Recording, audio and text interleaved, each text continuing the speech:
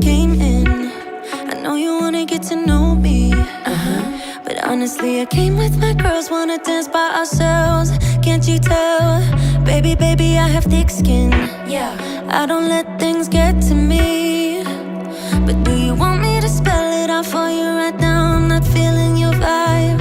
Crystal clear that you're head over heels, but don't come any closer, my dear. Cause when I get mad, I cannot control what might happen. You think you can put your hands on my body.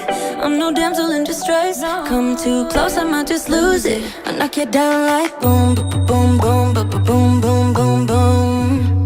I knock you down like boom, boom, boom, boom, boom, boom, boom, boom. I knock you down like boom, boom, boom, boom, boom, boom, boom. I knock you down like boom, boom, boom, boom, boom, boom, boom. I think you're messing with the wrong girl. I'll bring the thunder, haven't you heard? But honestly, I just wanna dance with my girls here tonight. No man by our sides. Crystal clear that you're head over heels, but don't come any closer, my dear. Better sit down, you just shut your mouth. Cause I don't need a man to make me feel fine. Boom, boom, boom, boom. Yeah.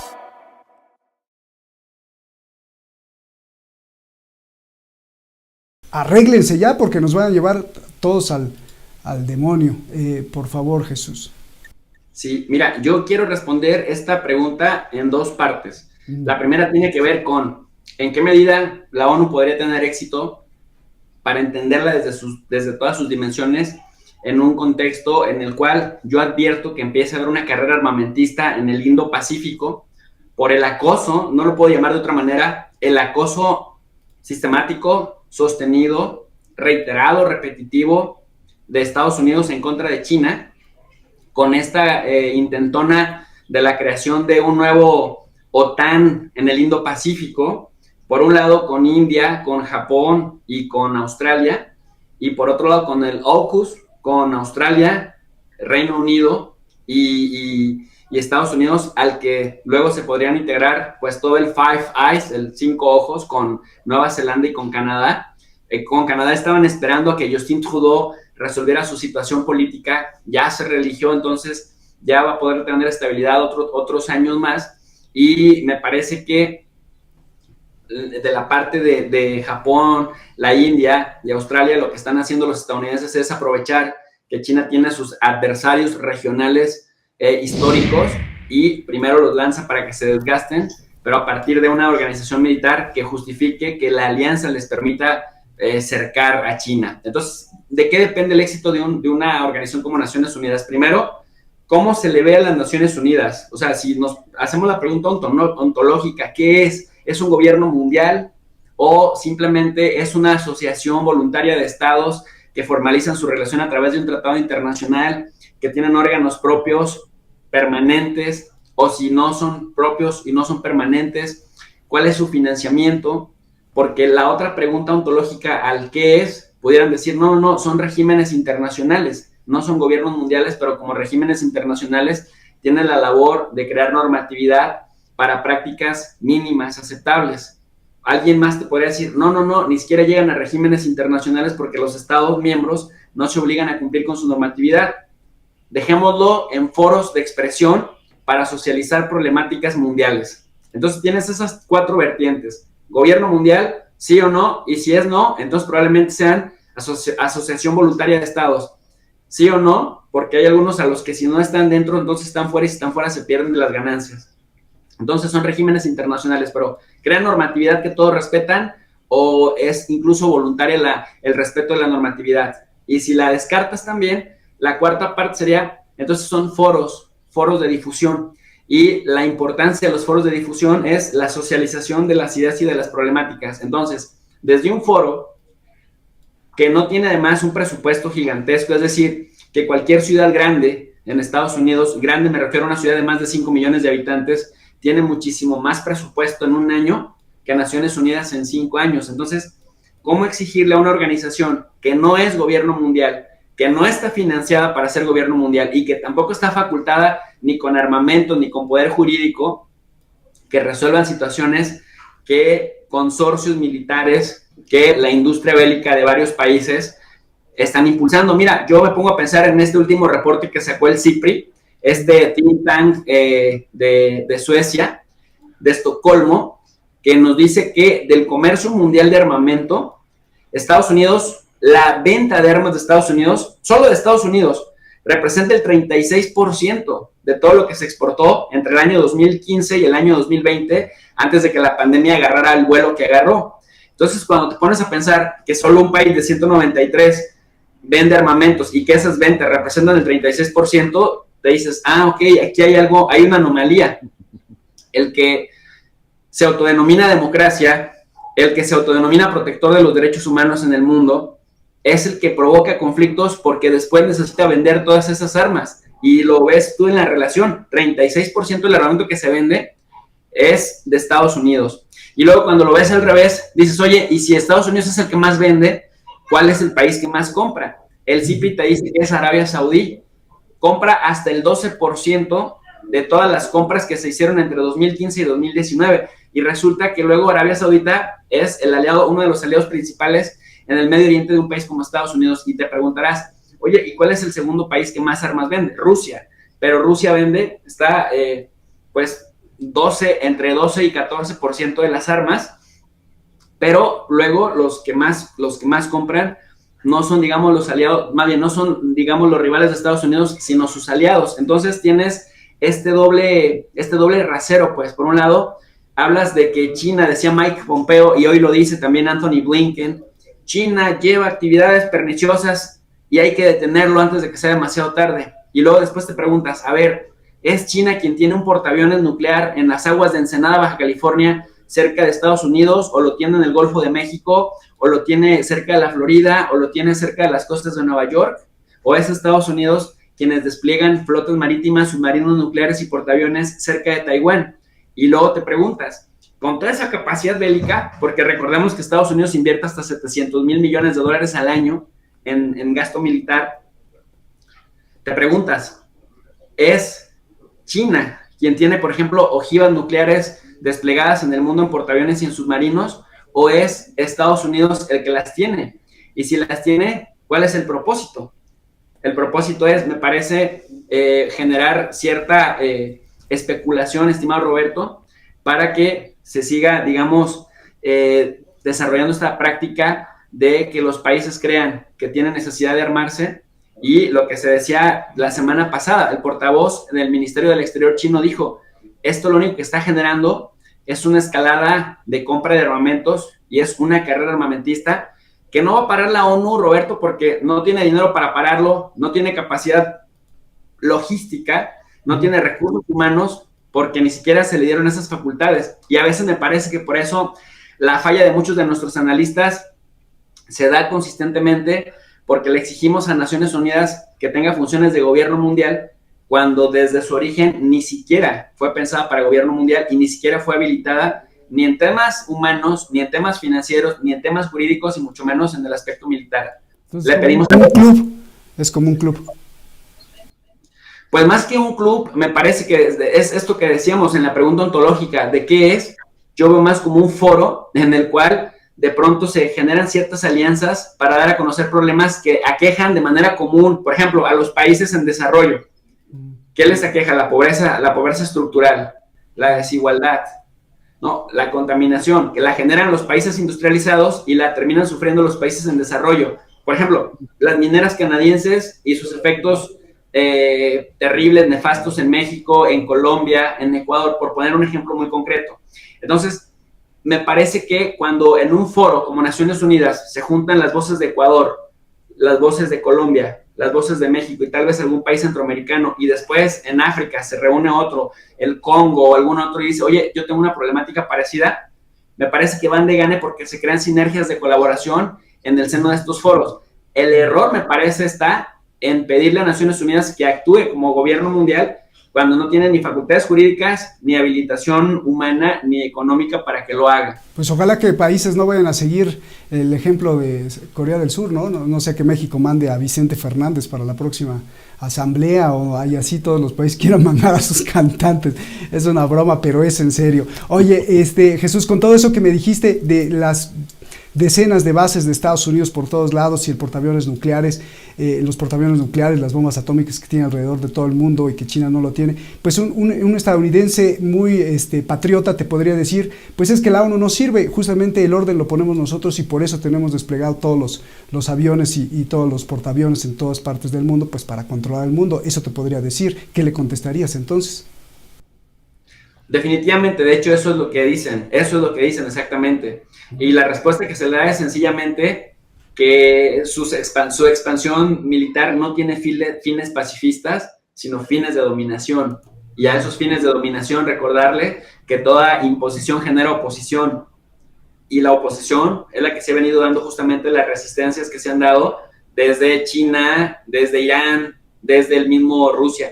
No queremos decir que los rusos, los chinos o los iraníes sean mejores y tengan sistemas morales superiores. Lo que queremos decir es que están a la defensiva y que como en un juego de ajedrez hay respuestas y contrarrespuestas. Bien, Jesús. A ver, Carlos, la pregunta, ¿hacia dónde nos lleva esto? Porque lo que le preguntaba a Jesús, hay alarma en China, hay alarma en Estados Unidos de esta guerra fría que todos los días crece y la alarma principal de Antonio Guterres que dice que esto va grave y más grave que la guerra fría entre la Unión Soviética, ex Unión Soviética y Estados Unidos. Dinos. Bueno, muy interesante la exposición que hizo mi contertulio recién. Muy claro. Yo también coincido que es un foro, no puede ser gobierno, nunca fue gobierno mundial ni nada, ni lo podría haber sido. Y es cierto que también le pedimos muchas cosas a las Naciones Unidas, pero se las pedimos ¿por qué? Porque supuestamente la propaganda con la que se nos ha introducido a nuestras poblaciones era que era el organismo que iba a garantizar la paz, justamente. Y eso supuestamente eran los fines altruistas que iban a lograrse, pero en la práctica no se lograron. Ahora, el tema de la Guerra Fría, nueva, o 2.0, como algunos le llaman, Show. Yo la verdad que la pondría un poco en tela de juicio a una definición tan contundente. Digamos, ¿por qué? Porque en estos momentos el negocio bilateral entre Estados Unidos y China ha crecido terriblemente. Hay imágenes de los últimos días de grandes cantidades de buques que están en los puertos del Pacífico norteamericano esperando turno para poder bajar los contenedores. También, esos escenarios que han mostrado ahora Estados Unidos con el Quad, ¿no es cierto? Pero resulta ser de que de los integrantes del Quad, por ejemplo, Japón y Corea del Sur, su principal socio económico comercial es China en este momento. Y no es Estados Unidos. Y Australia, gracias a esta picardía anglosajona de introducirla en esta estructura del AUKUS, le causó un pequeñísimo problema. Han tenido que, los chinos le acaban de dejar de comprar la carne vacuna. Por lo tanto, se han encontrado con un pequeñísimo agujero negro económico espectacular. ¿Por qué? Porque ellos son grandes productores de hacienda. Y eso lo va a revertir Estados Unidos. Estados Unidos va a comprar hacienda si ellos producen hacienda. Gran Bretaña no creo que se las vaya a comprar. Entonces, esto es un juego que realmente nos están mostrando que en el fondo es ver quién resiste más estas presiones. Y en el fondo me parece que la quieren introducir a China como se le hizo a la Unión Soviética en una carrera armamentista que le fue fatal para su progreso. Y creo que China no ha caído en esa trampa mortal. Y el otro tema es que en lo militar no hace falta ser poderoso en todo. Hace falta tener misiles hipersónicos y se acabó toda la discusión.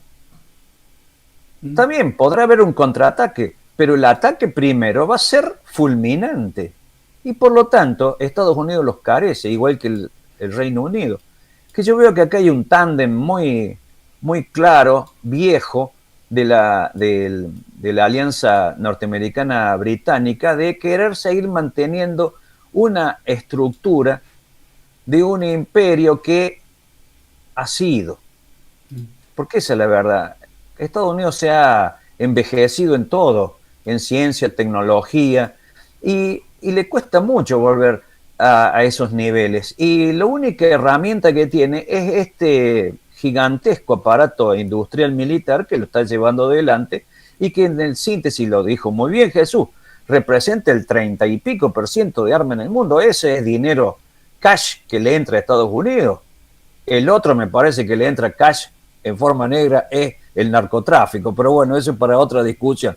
Pero el tema es más que concreto. Creo que el San Benito que quieren mostrar de esta Guerra Fría, en el fondo es una debilidad del bando anglosajón. El bando anglosajón quiere volver a la teoría geopolítica de Mackinder, que ¿cuál es? Cercar el Asia. ¿A través de qué? De los controles de los pasos marítimos. Y por eso este desarrollo del Quad, el desarrollo de esta AUKUS. Ahora bien, han pasado mucha agua bajo el puente. Hoy en día el proceso del proyecto chino de Ruta de la Seda incluye, además de gigantescas rutas ferroviarias y camineras que unen ya prácticamente con Europa 100%, y también nuevas salidas al Océano Índico que anulan todo este gigantesco aparato de cerco del Mar de la China a través de Pakistán, y de Pakistán están un tiro de escopeta del Mar Rojo, y del Mar Rojo de Europa también, y el África. O sea, me parece que hay un juego que quiere demostrar Estados Unidos con su socio principal de que tienen la ventaja estratégica de cercar una China y de impedirle el despliegue. Y en el fondo, como bien dijo también Jesús, ¿quiénes son los que tienen este despliegue armamentístico en el mundo? Estas potencias. Estados Unidos junto con la OTAN, porque la OTAN la hicieron global, también la pusieron a tenafsia. Realmente, sí, no cumple ni el nombre que tiene, Tratado del Atlántico Norte, andaba por Afganistán la OTAN. Y anda por América del Sur, porque también hay un detalle que se han olvidado, que la base de Malvinas es una base de la OTAN. La base de Reina, ¿cómo es? La que está en Aruba y Curazao, que es de Holanda, también es de la OTAN. Y el señor Jesús debería haber incorporado las canadienses, esas que nombro. En Argentina han hecho estragos increíbles, y realmente en los foros internacionales, cuando se ha planteado este tema, realmente hemos tenido muy pocas respuestas positivas, y es evidente que son estas multinacionales, que yo digo que Canadá es Inglaterra, ya que su jefe de Estado es la reina Isabel II. Lo de la independencia hay una relatividad bastante grande. Creo que hay un juego maléfico de todas esas estructuras multinacionales occidentales, pero bueno, no va el caso de la ONU. La ONU quiso controlar eso y tampoco pudo hacer nada, ¿no? A través de sus organismos. Pero bueno, creo que en definitiva este cerco habla más de la debilidad del occidente anglosajón que de su fortaleza. Y más viendo los últimos resultados de estos combates. Le hace el abandono en forma de huida estrepitosa del mundo centroasiático, con la retirada unilateral sin comentarle nada a sus socios de la OTAN, de Afganistán, de Estados Unidos. Entonces hoy yo veo que todas estas estructuras que se están creando son de un futuro vidrioso. Yo no sé si los franceses van a estar muy convencidos de volver a participar en alguna acción ahora junto con estas potencias. Los mismos alemanes, veremos qué pasa ahora con estas elecciones raras que han tenido, que están todos empatados contra todos, si van a participar de este juego. Se aproximan grandes cambios, épocas complicadas, y creo que, vuelvo a tu pregunta, esta Guerra Fría 2.0 me parece que es más una gran propaganda que una realidad que pueda ser llevada adelante. Hay muchos barcos, como dijiste, me quedo con eso, muchos barcos comerciales, contenedores entre China y Estados Unidos. Sí. Y esto de los hipersónicos, ¿no nos estarán también engañando a los Estados Unidos si tengan un sistema satelital que, pues, mucho más avanzado que no hayan dicho y desactive todos los misiles, tanto hipersónicos como, quién sabe, no lo sé, será tema de otra discusión. Nos vamos, Jesús, la última preguntita. La ONU también podría haber servido para ser portavoz de la agenda mundial, es decir, de la imposición de cosas que no quieren imponer directamente los gobiernos.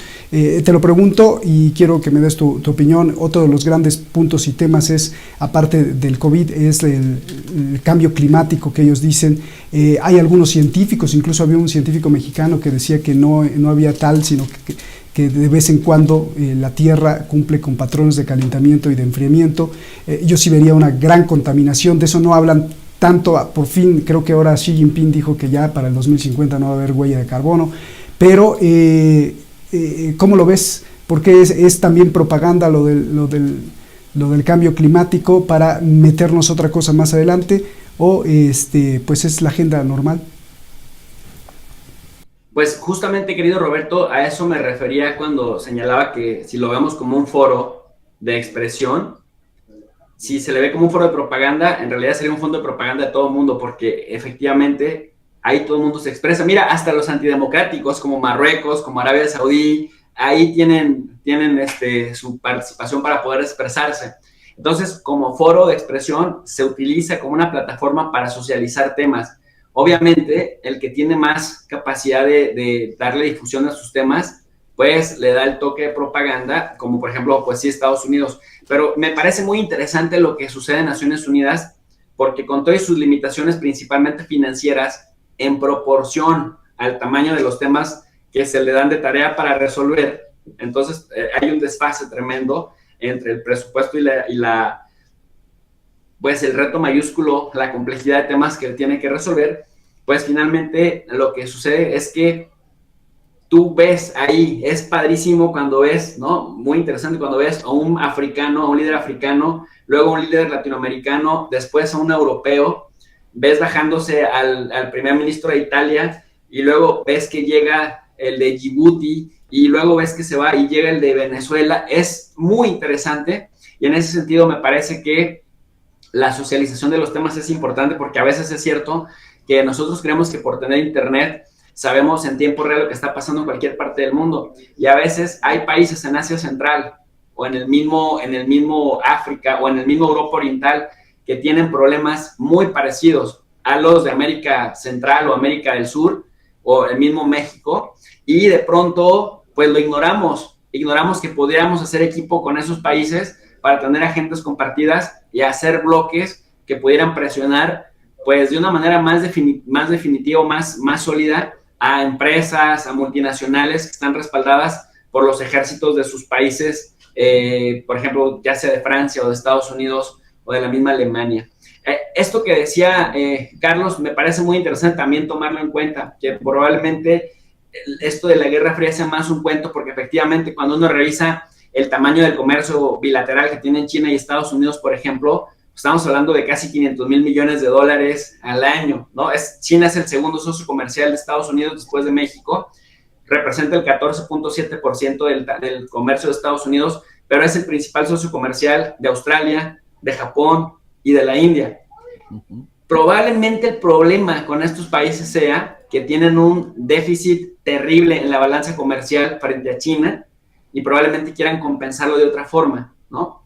Si no se puede a las buenas, entonces a las malas, los forzas a equilibrar la balanza. Pero hasta el momento sí me parece que la teoría de la interdependencia compleja, que decía que mientras los países tuvieran sus economías integradas y sus relaciones comerciales sólidas, era muy difícil que un conflicto bélico sustituyera a esas relaciones comerciales que de alguna manera beneficiaban a los poderes fácticos de cada uno de los países. Así que, Roberto, me parece que para eso sirve también un foro como la ONU, para que se socialicen los problemas y los países puedan encontrar sus pares y los países pueden encontrar con quién aliarse y con quién no aliarse, e incluso con quién equilibrar las relaciones cuando las alianzas sean inevitables, como por ejemplo la alianza de México con Estados Unidos es inevitable.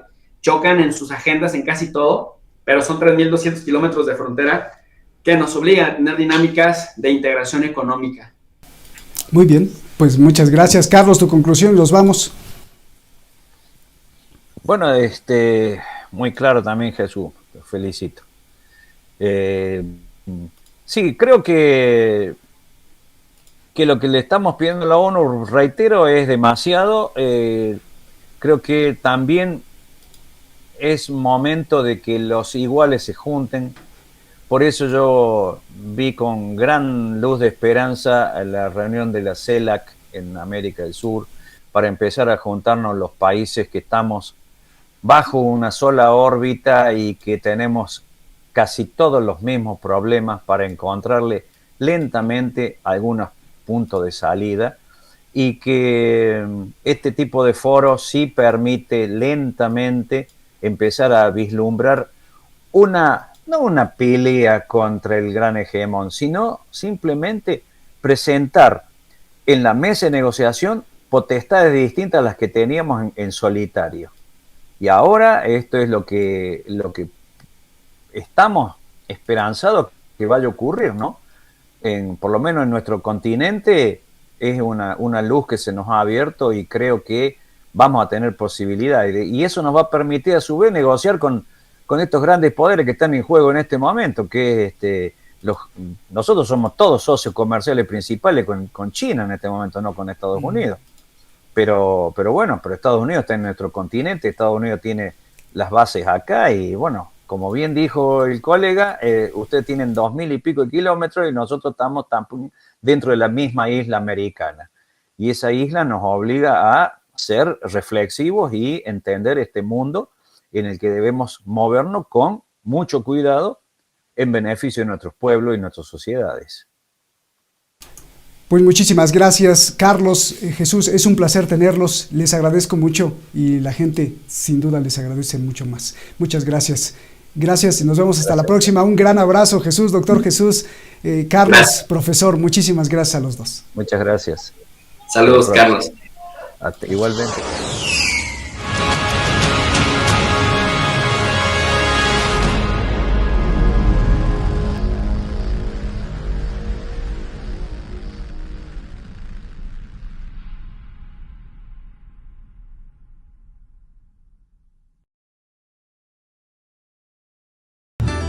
Quiero pedirle, como todos los canales lo hacen y que gracias a eso podemos existir y llevar la información, que haga algo muy sencillo. Solo píquele ahí y suscríbase, toque la campanita, para que este espacio de libertad continúe. De lo contrario, los que nos quieren manipular seguirán avanzando. ¡Saludos!